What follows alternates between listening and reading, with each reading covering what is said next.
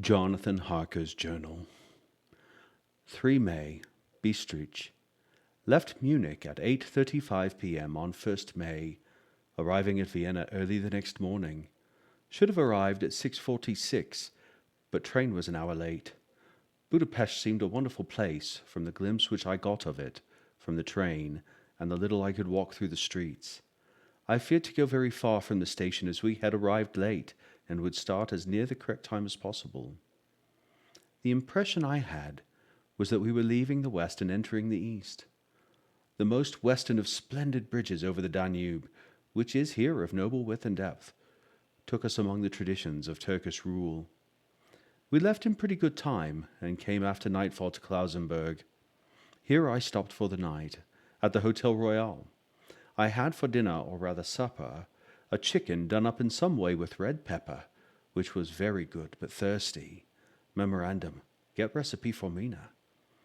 I asked the waiter, and he said it was called paprika Händel, and that as it was a national dish, I should be able to get it anywhere along the Carpathians.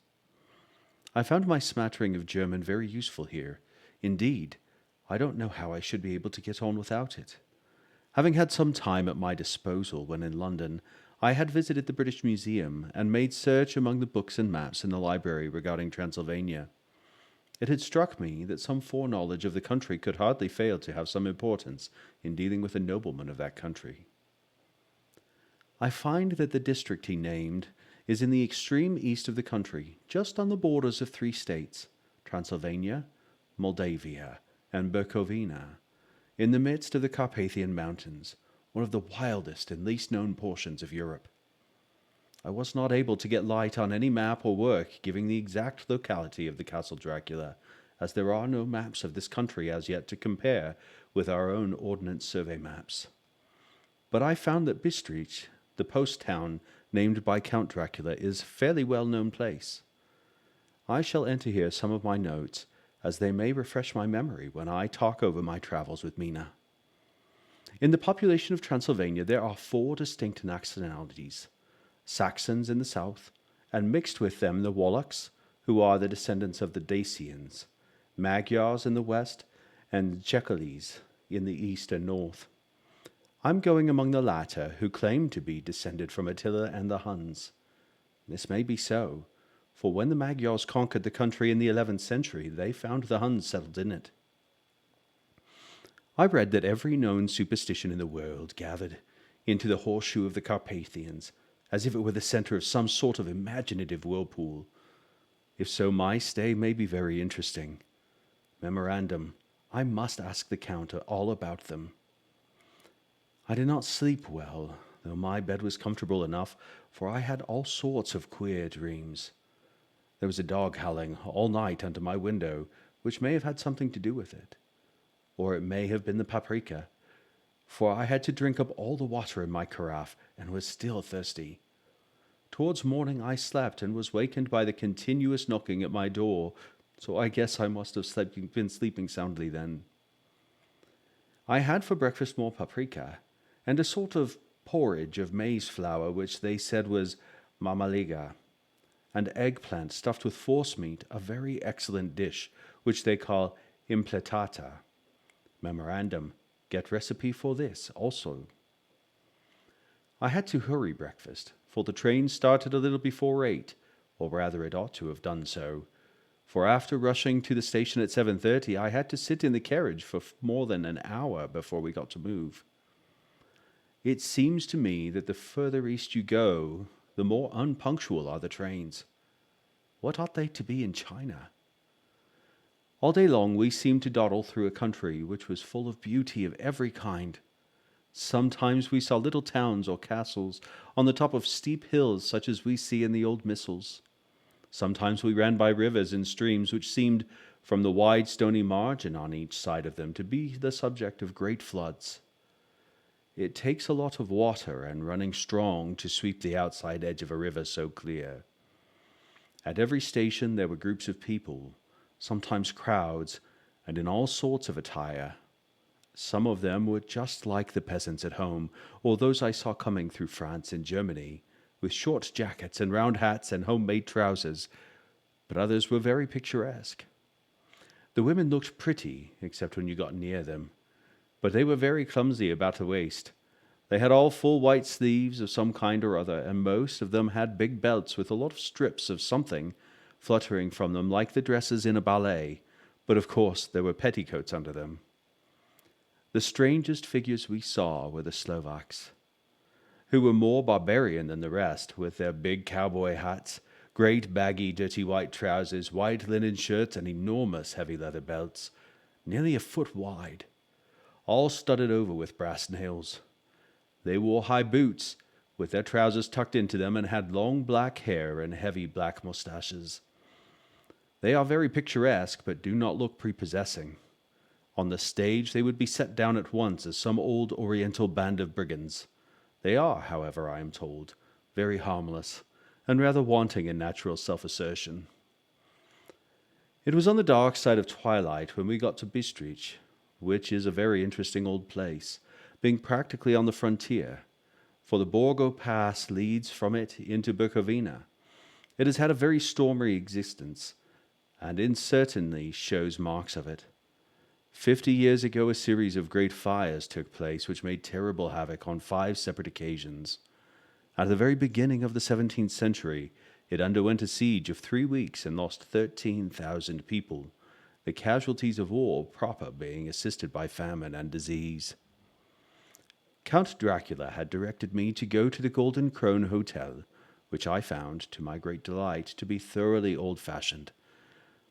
For of course I wanted to see all I could of the ways of the country. I was evidently expected, for when I got near the door I faced a cheery-looking elderly woman in the usual peasant dress, white undergarment with a long double apron, front and back, of colored stuff fitting almost too tight for modesty.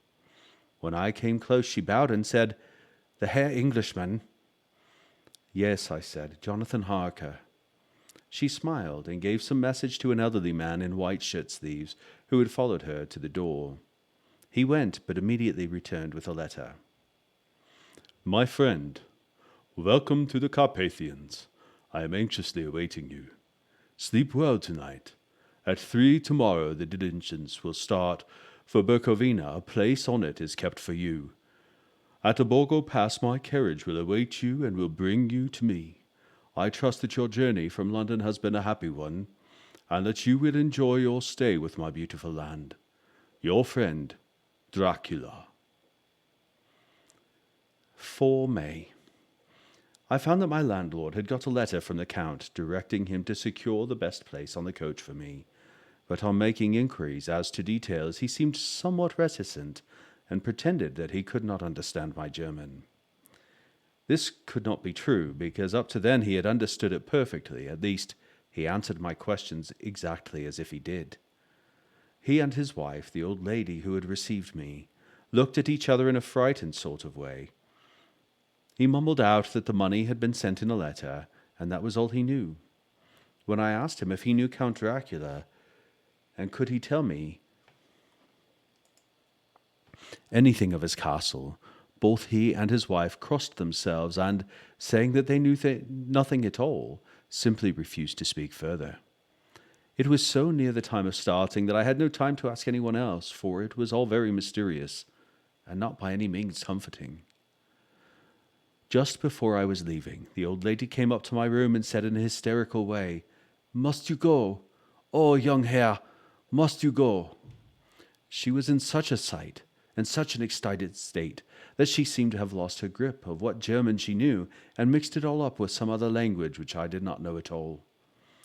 I was just able to follow her by asking many questions. When I told her that I must go at once, and that I was engaged on important business, she asked again, "Do you know what day it is?" I answered that it was the 4th of May. She shook her head again, and she said, "Oh, yes, I know that. But do you know what day it is?" On my saying that I did not understand, she went on, "It is the eve of St. George's Day. Do you not know that tonight, when the clock strikes midnight, all the evil things in the world will have full sway? Do you know where you are going, and what you are doing?" She was in such evident distress that I tried to comfort her, but without effect. Finally, she went down on her knees and implored me not to go, at least to wait a day or two before starting. It was all very ridiculous, but I did not feel comfortable. However, there was business to be done, and I could allow nothing to interfere with it. I tried to raise her up and said, as gravely as I could, that I thanked her, but my duty was imperative and that I must go. She then rose and dried her eyes, and taking a crucifix from her neck, offered it to me. I did not know what to do, for as an English churchman I have been taught to regard such things as in some measure idolatrous, and yet it seemed so ungracious to refuse an old lady meaning so well and in such a state of mind. She saw, I suppose, the doubt in my face, for she put the rosary round my neck and said, "For your mother's sake," and went out of the room. I am writing up this part of the diary whilst I am waiting for the coach, which is, of course, late, and the crucifix is still round my neck. Whether it is the old lady's fear, or many ghostly traditions of this place, or the crucifix itself, I do not know. But I am not feeling nearly as easy in my mind as usual. If this book should ever reach Mina before I do, let it bring my goodbye. Here comes the coach. 5 May, the castle. The grey of the morning had passed, and the sun is high over the distant horizon, which seems jagged, whether with trees or hills I know not, for it is so far off that the big things and little things are mixed. I am not sleepy, and as I am not to be called until I wake, naturally I write till sleep comes. There are many odd things to put down, and lest who reads them may fancy that I dined too well before I left Bistritz, let me put down my dinner exactly. I dined on what they call robber steak, bits of bacon, onion, and beef, seasoned with red pepper, and strung on sticks, and roasted over the fire, in simple style of the London cat's meat. The wine was golden mariage, which produces a queer sting on the tongue, which is, however, not disagreeable. I had only a couple of glasses of this, and nothing else. When I got on the coach, the driver had not taken his seat, and I saw him talking to the landlady. They were evidently talking of me, for every now and then they looked at me, and some of the people who were sitting on the bench outside the door came and listened, and then looked at me, most of them pityingly. I could hear a lot of words, often repeated, queer words, for there were many nationalities in the crowd, so I quietly got my polyglot dictionary from the bag and looked them out. I must say they were not cheering to me, for amongst them were Ordog, Satan, Pokol, hell, Strgoika, witch, Vrolak, and Vroslak. Both mean the same thing, one being Slovak and the other Servian, for something that is either werewolf or vampire. Memorandum: I must ask the Count about these superstitions. When we started, the crowd round the inn door, which had by this time swelled to a considerable size, all made the sign of the cross and pointed 2 fingers towards me. With some difficulty I got a fellow passenger to tell me what they meant. He would not answer at first, but on learning that I was English, he explained that it was a charm or guard against the evil eye.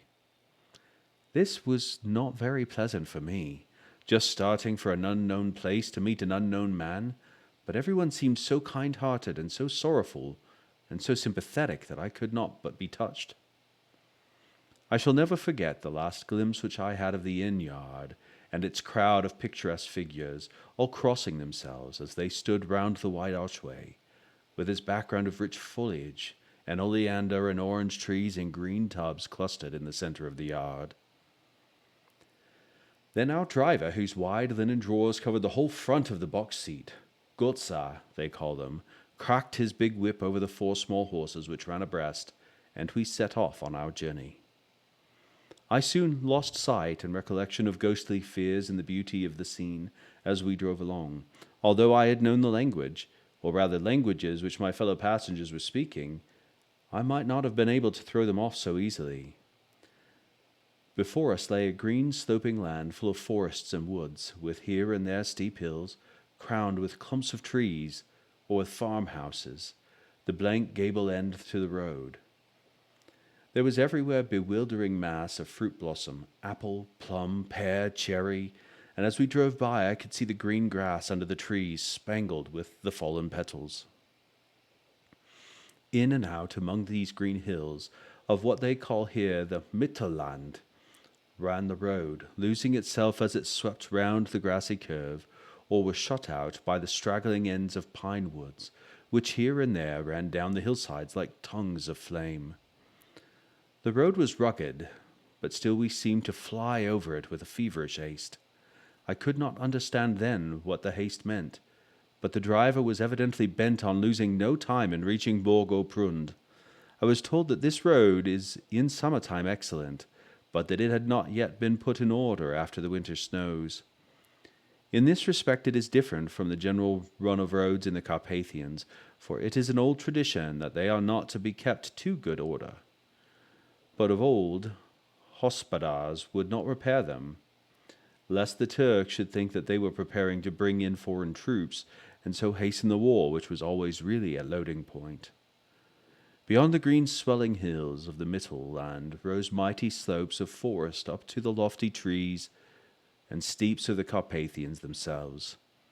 Right and left of us they towered, with the afternoon sun falling full upon them and bringing out all the glorious colors of the beautiful range, deep blue and purple in the shadows of the peaks, green and brown where grass and rock mingled, and an endless perspective of jagged rock and pointed crags, till these were themselves lost in the distance, where the snowy peaks rose grandly.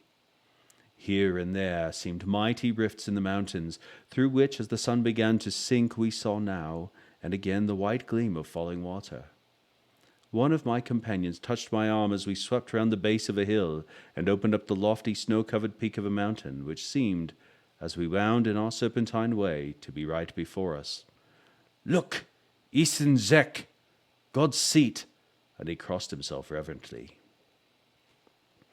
As we wound on our endless way, and the sun sank lower and lower behind us, the shadows of the evening began to creep round us. This was emphasized by the fact that the snowy mountain top still held the sunset, and seemed to glow out with a delicate, cool pink. Here and there we passed Czechs and Slovaks, all in picturesque attire, but I noticed that goiter was painfully prevalent. By the roadside were many crosses, and as we swept by, my companions all crossed themselves. Here and there was a peasant or man or woman kneeling before a shrine who did not even turn round as we approached, but seemed in the self-surrender of devotion to have neither eyes nor ears for the outer world. There were many things new to me, for instance hayricks in the trees, which here and there were very beautiful masses of weeping birch, their white stems shining like silver through the delicate greens of leaves. Now and again we passed a lighter wagon, the ordinary peasant's cart, with its long snake-like vertebra, calculated to suit the inequalities of the road. On this was sure to be seated quite a group of homecoming peasants, the Czechs with their white and Slovaks with their colored sheepskins, the latter carrying Latz fashion among their long staves, with axe at end. As the evening fell, it began to get very cold, and the growing twilight seemed to merge into one dark mistiness, the gloom of the trees, oak, beech, and pine, though in the valleys which ran deep between the spurs of the hills, as we ascended through the pass, the dark firs stood out here and there against the background of late-lying snow. Sometimes, as the road was cut through the pine woods that seemed in the darkness to be closing down upon us, great masses of grayness, which here and there bestrewed the trees, produced a peculiarly weird and solemn effect, which carried on the thoughts and grim fancies engendered earlier in the evening, when the falling sunset threw into strange relief the ghost-like clouds, which amongst the Carpathians seemed to wind ceaselessly through the valleys. Sometimes the hills were so steep that despite our driver's haste, the horses could only go slowly. I wished to get down and walk up them, as we do at home, but the driver would not hear of it. "No, no," he said, "you must not walk here. The dogs are too fierce." And then he added, with what he evidently meant for grim pleasantry, for he looked round to catch the approving smile of the rest, and you may have enough of such matters before you go to sleep." The only stop he would make was a moment's pause to light his lamps. When it grew dark, there seemed to be some excitement among the passengers, and they kept speaking to him one after the other, as though urging him to further speed. He lashed the horses unmercifully with his long whip, and with wild cries of encouragement urged them on to further exertions. Then through the darkness I could see a sort of patch of gray light ahead of us, as though there were a cleft in the hills. The excitement of the passengers grew greater. The crazy coach rocked on its great leather springs and swayed like a boat tossed on a stormy sea. I had to hold on. The road grew more level, and we appeared to fly along. Then the mountains seemed to come nearer to us on each side and to frown down upon us. We were entering the Borgo Pass. One by one, several of the passengers offered me gifts, which they pressed upon me with an earnestness which would take no denial. These were certainly of an odd and varied kind, but each was given in simple good faith, with a kindly word and a blessing, and that same strange mixture of fear-meaning movements which I had seen outside the hotel at the Bistritz, the sign of the cross and the guard against the evil eye. Then, as we flew along, the driver leaned forward, and on each side the passengers, craning over the edge of the coach, peered eagerly into the darkness. It was evident that something very exciting was either happening or expected, but though I asked each passenger, no one would give me the slightest explanation. This state of excitement kept on for some little time, and at last we saw before us the pass opening out on the eastern side. There were dark rolling clouds overhead, and in the air the heavy, oppressive sense of thunder. It seemed as though the mountain range had separated two atmospheres, and that now we had got into the thunderous one. I was now myself looking out for the conveyance which was to take me to the Count. Each moment I expected to see the glare of lamps through the blackness, but all was dark. The only light was the flickering rays of our own lamps, in which the steam from our hard-driven horses rose in a white cloud. We could see now the sandy road lying white before us, but there was on it no sign of a vehicle. The passengers drew back with a sigh of gladness, which seemed to mock my own disappointment. I was already thinking what I had best do, when the driver, looking at his watch, said to the others something which I could hardly hear. It was spoken so quietly and in so low a tone, I thought it was an hour less the 10th time. Then, turning to me, he spoke in German worse than my own. "There is no carriage here. The Herr is not expected after all. He will come now to Bukovina and return tomorrow on the next day, better the next day." Whilst he was speaking, the horses began to neigh and snort and plunge wildly, so that the driver had to hold them up.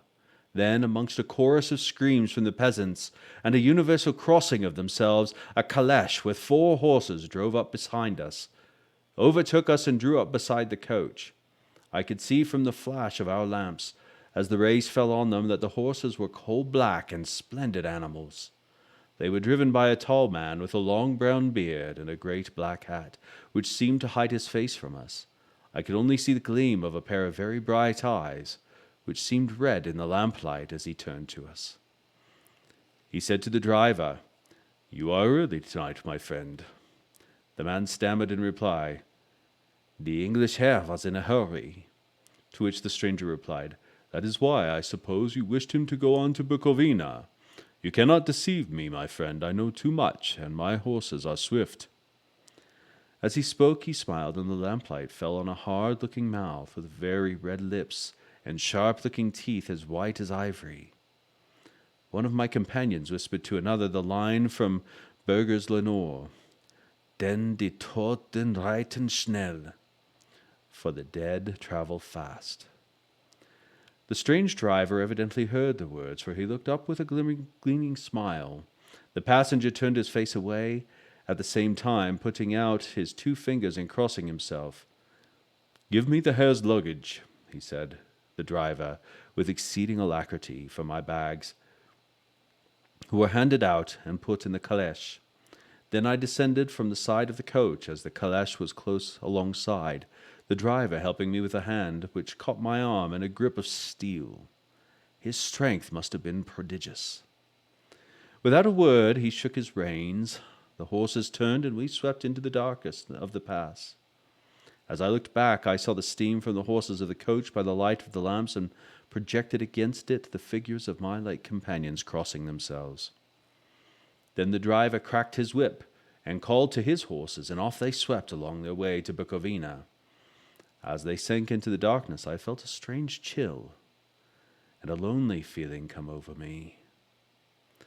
But a cloak was thrown down over my shoulders and a rug across my knees, and the driver said in excellent German, "The night is chill, mein Herr, and my master the Count bade me take all care of you. There is a flask of Silverwitz, the plum brandy of the country, underneath your seat if you should require it."